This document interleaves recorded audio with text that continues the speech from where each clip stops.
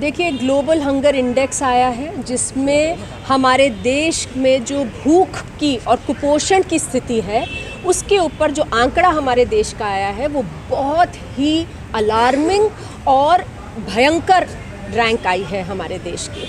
और इसमें अनफॉर्चुनेटली सरकार ये कह रही है कि वो इंडेक्स ठीक नहीं है।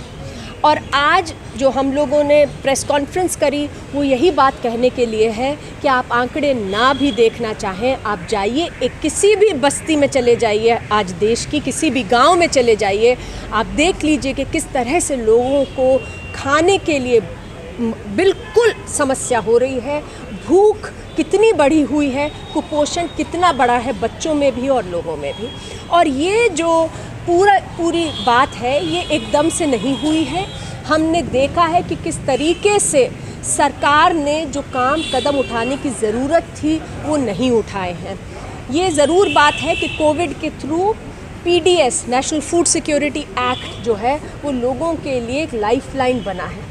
और साथ ही में प्रधानमंत्री गरीब कल्याण अन्न योजना भी जो चलाई गई वो भी लोगों के लिए बहुत ही मददगार साबित हुई, भूख से जो पीड़ित थे लोग उनके लिए।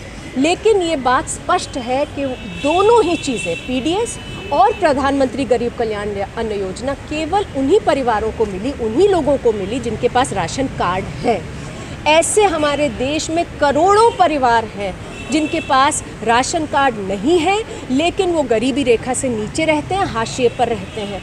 और क्योंकि कोटे भर गए और क्योंकि आपकी जो सेंसस है वो वापस हुआ नहीं है 2011 के बाद, उनमें से किसी को भी राशन कार्ड नहीं मिला है और उनके पास गेहूं चावल जो PDS में मिलता है वो भी नहीं पहुंच रहा है। तो सुप्रीम कोर्ट ने भी इस बात का जो है कॉग्निसेंस लिया है। और सुप्रीम कोर्ट हम ही नहीं कह रहे, ग्लोबल हंगर सर्वे ही नहीं कह रहा है इंडेक्स, सुप्रीम कोर्ट में जज ने भी कहा कि हम जानते हैं कि लोग पानी पीकर अपने पेट पर कपड़ा बांध कर सोने पर मजबूर हो रहे हैं रात में। और इसलिए सुप्रीम कोर्ट ने कहा है कि जिनके पास राशन कार्ड नहीं है उन्हें तुरंत राशन दिया जाए जिससे कि उन्हें भूख का सामना ना करना पड़े। उसके बावजूद उस ऑर्डर को आए हुए भी 1.5 साल होने वाला है, आज तक ऐसे किसी परिवार को, किसी इंसान को राशन नहीं मिल रहा है केंद्र सरकार द्वारा राशन NFSA के तहत जो कि उन्हें राशन पहुंच सके। मैडम, आप रोजी रोटी की बात कर रही हैं लेकिन सरकार जो है खासकर प्रधानमंत्री वो मंदिर मंदिर घूम रहे हैं। देखिए, प्रायोरिटी सरकार की बहुत क्लियर होनी चाहिए है।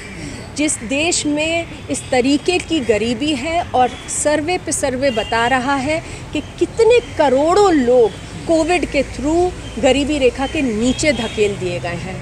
इकोनॉमिक रिसेशन कोई ऐसा नहीं है कि छुपा है, ग्लोबली भी चल रहा है, हमारे देश में भी चल रहा है। लेकिन केवल ये कहने से कि हम विश्व गुरु हैं तो हम नहीं बन जाएंगे। और ये समझना होगा कि सरकार यदि चाहती है कि सही से इंडेक्स के अंदर भारत का नंबर आए तो ठीक एडिक्वेट एक्शन लेना होगा। सरकार इंडेक्स तो मानती नहीं ना। सरकार इंडेक्स नहीं मानती इसका मतलब ये नहीं है कि भूख नहीं है। सरकार इंडेक्स नहीं मानती इसका मतलब ये नहीं है गरीबी नहीं है। तो इसलिए बहुत ज़रूरी है कि सरकार इन सब चीज़ों को छोड़े कि ये कोई इंडेक्स आया है, हमारा नाम खराब होने के लिए आया है। और जो वास्तविक बात है, जो कोर्ट्स कह रहे हैं, सुप्रीम कोर्ट कह रहे हैं सरकार को, जो लोगों को देखने पर समझ में आ रहा है। आप ये समझ लीजिए कि कोविड से पहले जो असंगठित क्षेत्र में लोग काम कर रहे थे, अगर कोई 10,000 रुपये महीना कमाते थे वो आज आपको बताएंगे कि आज 2,000 कमाने भी मुश्किल हो रहे हैं। तो ऐसे में कहाँ से लोग कमाएंगे, कहाँ खिलाएंगे अपने आप को और अपने बच्चों को? तो कुपोषण और भूख तो बढ़ेगा ही, उसमें किसी इंडेक्स को भी देखने की ज़रूरत नहीं है। लड़ाई बड़ी है या फिर धर्म की लड़ाई बड़ी है? देखिए, अगर प्रायोरिटी धर्म की लड़ाई को बढ़ाना है तो वो ही बढ़ेगी और सरकार को भी इसका फिर जवाब देना ही होगा, क्योंकि लोग तो कितनी देर तक भूखे रहेंगे और अपने बच्चों को भूखा रखेंगे। तो इसलिए बहुत ज़रूरी है कि सरकारें इस तरीके की बातें ना करें कि ये गलत इंडेक्स हैं और ये हमें बदनाम करने के लिए इंडेक्स बनाए जा रहे हैं। और तथ्य देख ले कि ज़मीन पे क्या हो रहा है और उसके ऊपर एक्शन जनसंख्या भी रखें। इसका रीजन है क्या जो देखिए, सेंसस होता है हमारे देश में हर 10 साल पे। इस बार कोविड के कारण सरकार ने 2021 में कहा कि हम नहीं कर रहे हैं अभी सेंसस, लेकिन अब हम 2022 के अंत में बैठे हैं और अभी भी जो सुप्रीम कोर्ट में एफिडेविट दिया गया है सरकार के द्वारा, वो कह रहा है कि हमने फिक्स नहीं करा कि कब सेंसस होगा। आप सेंसस ही नहीं करेंगे, जनसंख्या बढ़ी भी, गरीब परिवारों की संख्या बढ़ी भी, सरकार के पास ना डेटा होगा, ना लोगों के पास डेटा होगा और ना ही लोगों तक लाभ पहुंचेंगे जो ज़रूरत है। तो जनसंख्या बढ़ रही है, लेकिन जनसंख्या में अगर बढ़ रही है तो जो लोगों को ज़रूरत है वो हमारे संवैधानिक अधिकारों को जो देने की काम लोकतंत्र में सरकार को करना है, उससे सरकार नहीं बच सकती है। जनसंख्या का बड़ा मुद्दा बन रहा है अभी फिलहाल देश में। देखिए, जनसंख्या का मुद्दा बनाने से आप लोगों को ये नहीं कह सकते कि आप भूखे रहिए। अगर जनसंख्या बढ़ रही है वो मानकर आप सही से आप लोगों के संवैधानिक अधिकारों का हनन नहीं कर सकती कोई सरकार। हमारा संवैधानिक अधिकार है भोजन का अधिकार, क्योंकि वो जीने के अधिकार से जुड़ा है। तो वो संवैधानिक अधिकार, जनसंख्या बढ़ रही है या कुछ और हो रहा है, उससे कोई फ़र्क नहीं पड़ता। इस देश का हर एक नागरिक, हर एक बच्चा जो इस देश में पैदा हो रहा है, उसे अधिकार है कि वो सम्मान के साथ विद डिग्निटी अपनी लाइफ लीड करे, और उसका एक बहुत बड़ा हिस्सा है कि भूख से ना। हर बार बात हो रही है, आपने भी कहा कि सरकार इस पे, लेकिन कई लोगों का कहना कि सरकार इस पे फंस चुकी है, क्योंकि एक बड़ा तबका है वो कह रहा है कि जातीय जनगणना भी साथ में होनी चाहिए और सरकार नहीं चाहती कि जातीय जनगणना हो। देखिए, ऐसी तो बहुत सारी चीज़ें होती हैं।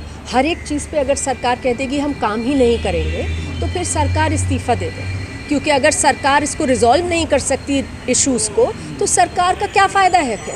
तो ये बात नहीं हो सकती कि देशों में सेंसस होना बंद हो जाएगा क्योंकि सवाल उठ रहे हैं। सरकार को जो अपना काम है, सेंसस का काम है, वो करना ही होगा, और नहीं तो सरकार बहुत क्लियर है कि सरकार is Fehling in its duty.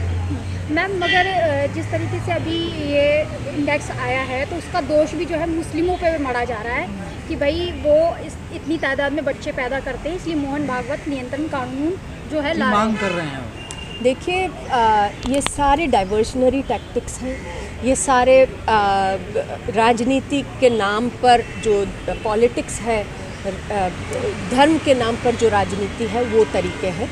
सीधी बात है कि कहीं पर भी आप देख लीजिए, और हमारे देश में भी देख लीजिए, एक इकोनॉमिक लेवल पर सब धर्मों के बच्चे एक जितने ही होते हैं।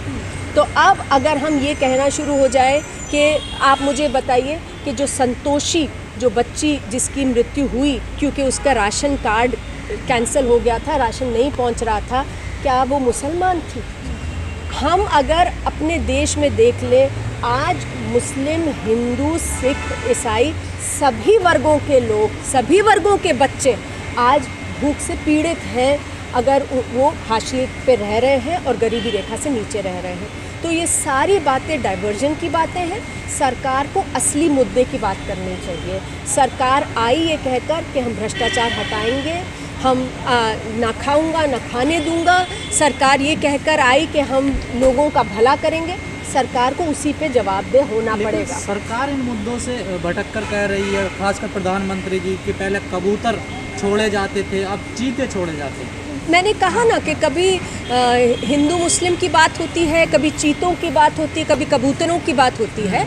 हम भ्रमित नहीं होना चाहते, हमें तो सरकार को ये कहना होगा कि हम इन चीज़ों में नहीं इंटरेस्टेड। आप हमें बताइए कि भूख और कुपोषण के ऊपर आप क्या कर रहे हैं। शुरू से बात हो रही है कि जिसके पास राशन कार्ड नहीं भी है आप उन्हें राशन दीजिए, और राशन केवल गेहूं चावल नहीं, पोषण देने के लिए फूड बास्केट को एक्सपेंड करिए।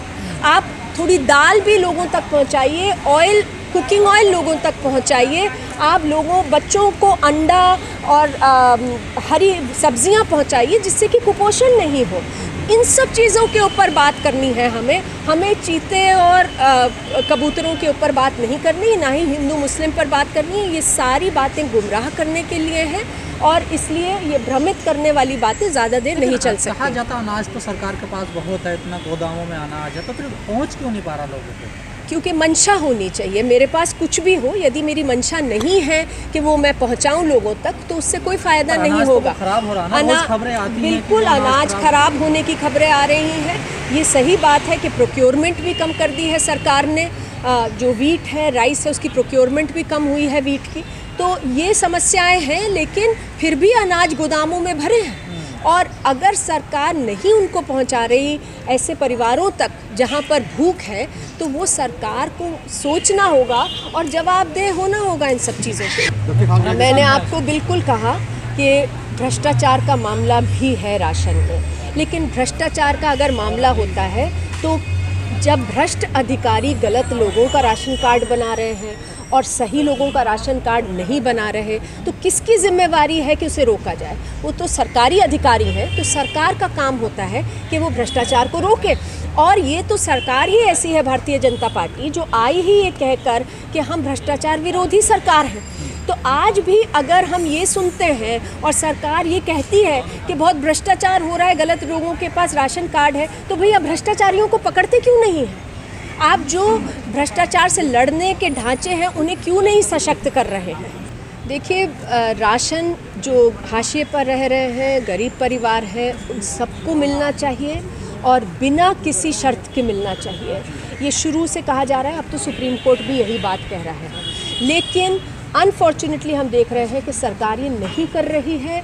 आज नेशनल फूड सिक्योरिटी एक्ट के तहत प्रायोरिटी और नॉन प्रायोरिटी राशन कार्ड्स हैं, केवल लाल, पीला, हरा, नीला सब हटा दिए गए हैं। लेकिन सरकार कम से कम लोगों को राशन कार्ड तो दे, और ऐसे लोगों को जिनको राशन की ज़रूरत है, जो कि भूख से पीड़ित हैं, लेकिन हम देख रहे हैं कि उन्हें ना राशन कार्ड दिया जा रहा है और ना ही राशन मिल रहा है। तो फ़ायदा क्या हो रहा है फिर इस तरीके के प्रणाली का? इसके बावजूद कि सुप्रीम कोर्ट बार बार फटकार लगा रही है सरकार को और कह रही है कि आप राशन पहुंचाइए। मैडम, ये सरकार बात क्यों नहीं मान रही है? सुप्रीम कोर्ट की भी नहीं मान रही है, आम जनता की भी नहीं मान रही है, तो ये मतलब सरकार का क्या एक पेज अटका पड़ा है, क्यों नहीं मान रही, क्या कारण? देखिए, हमने आज जो ये प्रेस कॉन्फ्रेंस की है, ये इसीलिए की है कि सरकार पे दबाव बनाना ही होगा, कि सरकार को समझना है ये बात। ये केवल कह के कि ग्लोबल हंगर इंडेक्स को हम नहीं मानते, हम और किसी इंडेक्स को नहीं मानते, नहीं चलेगा। और मैं नहीं कह रही हूँ कि सरकार ने कोई कदम नहीं उठाया है। प्रधानमंत्री गरीब कल्याण अन्न योजना के तहत जो एक्स्ट्रा 5 किलो राशन मिल रहा है राशन कार्ड धारियों को, वो उनके लिए बहुत महत्वपूर्ण है। लेकिन वो केवल राशन कार्ड धारियों को मिल रहा है, तो ऐसे लोग जिनके पास राशन कार्ड नहीं है, उन्हें ना तो राशन मिल रहा है पीडीएस के तहत और ना ही पीएमजीकेवाई के तहत। तो ऐसे लोगों को भी इंक्लूड करने की ज़रूरत है। वो भूख से प्रताड़ित हैं। ग्लोबल हंगर इंडेक्स जो है, उसमें आप सरकार को ये समझने की ज़रूरत है कि ऐसे तमाम लोग जिनके पास राशन कार्ड नहीं है, उनके पास तो गेहूँ चावल भी आज नहीं है, और जिनके पास राशन कार्ड है भी, उनको केवल गेहूँ चावल देने से काम नहीं चलेगा। कुपोषण फिर भी बढ़ता जाएगा, क्योंकि अगर हम हमारे बच्चे केवल गेहूँ चावल खाएंगे नमक के साथ में, तो पोषण नहीं मिलता। दाल, हरी सब्ज़ी, तेल और जो तमाम अंडा और इस तरीके के प्रोटीन वाले न्यूट्रिशस वो हैं, वो उनको लोगों को पहुंचाने की ज़रूरत है।